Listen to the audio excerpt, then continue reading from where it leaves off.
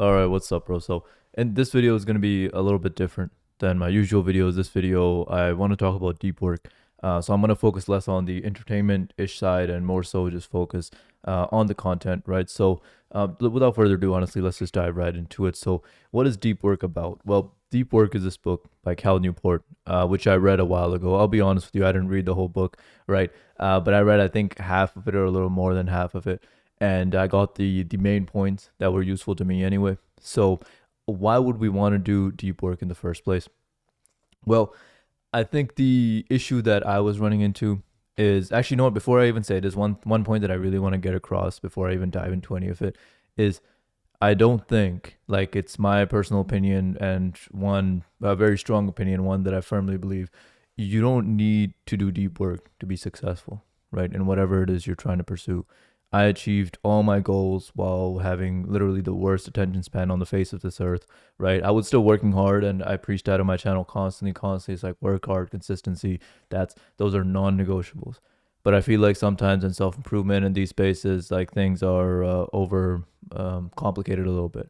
Where it's like, oh, deep work and meditation at 7 a.m., gratitude journaling at 9 a.m. Like, I was, to be honest with you, I was all over the place. I was a mess throughout most of my self-improvement journey, but I still put in the hard work on the goals that were important to me, and I still ended up achieving them. So I don't mean to set deep work as this prerequisite of like, oh, if you don't do this, you won't be successful. As long as you're working hard day in and day out, you will be successful. But with that said, let's dive into why we would want to do deep work. Well, like I said, my attention span was not the best, right? It was honestly pretty garbage. So I would constantly have these instances where, say you're reading a book or an article or whatever. I would read it, realize I didn't understand a word I just read, right? And then read it over again. This would happen to me all the time, all the time. So this really led to me realizing that there was a problem here, right? I couldn't focus properly.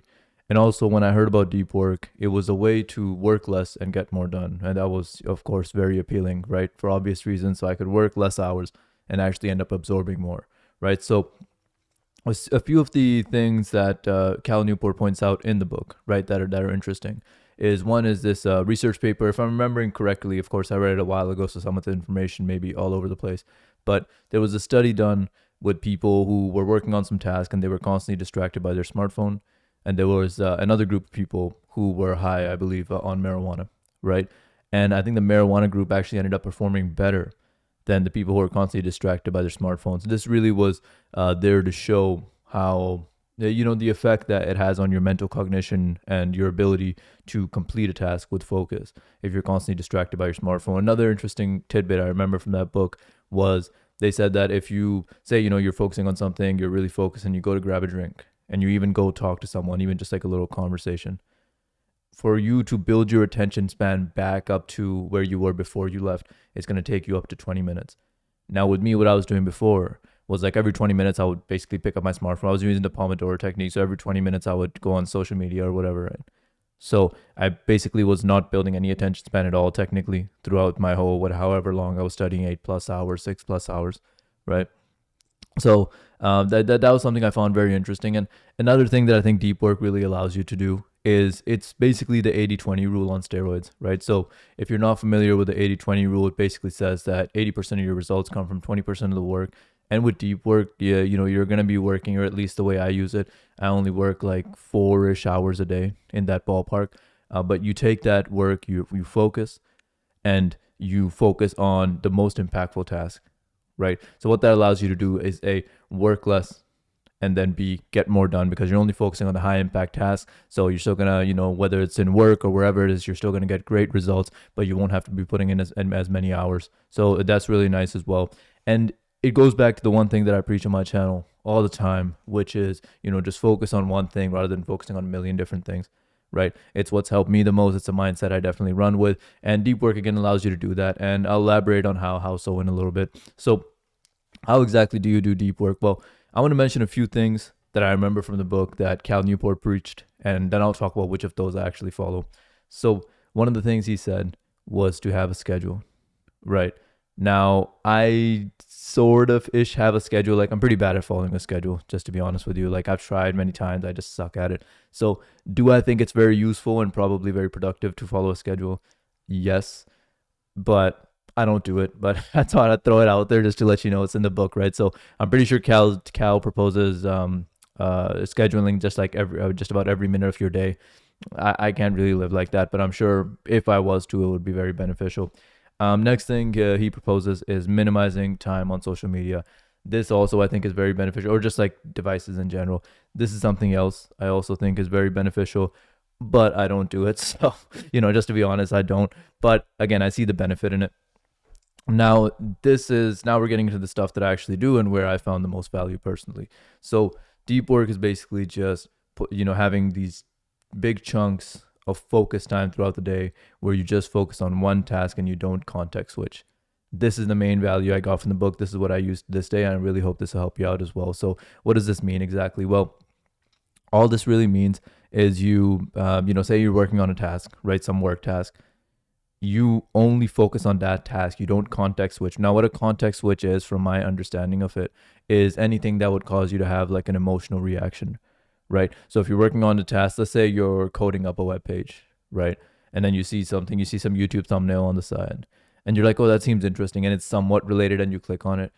Like, that would be a context switch because it's not directly related to the task you're trying to do. If it's not directly related to the task you're trying to accomplish, right, then that's considered a context switch. So if it's like you're working on the web page and you need to look up some code that you need to add, like, that wouldn't be a context switch. But again, if you're working on a web page and you look at a side and it's like, oh, something seems interesting and it's somewhat related, or maybe not even related, but you're like, oh, I'm just going to look at this for 1 minute, that would be a context switch, right? So deciding on the task you want to accomplish, setting aside a chunk of time for it, right? Putting your phone on do not disturb, not talking to any people. Basically, there should be no distractions. It should just be you and the task. And doing that for that block of time, whatever it is, 2 hours, 4 hours, 3 hours, even 1 hour, that's fine. Whatever it is that you decide, right? Now, in the book, Cal proposes that 4 hours is the maximum that most people can focus like properly, right? And even that, he said that you have to work your way up to that. So people who are starting from rock bottom, excuse me, which I definitely was in terms of having a bad attention span, they, will barely be able to focus for 1 hour, right? And then, but you have to build up that focus muscle, so to speak. And he said that the maximum, like the world's, the people who are best at focusing, they can focus for about 4 hours in a day before they're pretty drained. So that's an interesting little thing there. But long story short, that's the main value I got from the book, and that's the message I sent across. So having, again, a chunk of focus time, and in that time you focus on one task. You don't context switch. Oh, this is someone. You don't get distracted by that. You focus on that one task and you get it done. Now I'm going to give an example of how this can be very useful, and again, why I find so much value in it. Before, what I used to do, especially when I was studying for my computer science stuff, is exactly that. Say I wanted to work on a project. Well, working on a project is kind of a brain heavy task. It requires a lot of energy. So then I'd be like, oh, I'm going to work for 8 hours today. But that work would be like, oh, watching somewhat related YouTube videos or doing some easier task than building a project, because a project was so overwhelming and scary. And, again, it requires more mental power. And the end result of it would be, well, I didn't have a project. I just did some somewhat related, somewhat productive tasks that brought very little value. Whereas had I just said, okay, I'm only going to work for 4 hours a day, maybe even 3 hours, but in those 3 hours, I'm going to focus on my project. Within 3 to 7 days, I would have had a live project, right? I would have had a live project. I put that on my resume. And right away, that would have an impact in terms of, helping me get interviews and all that stuff.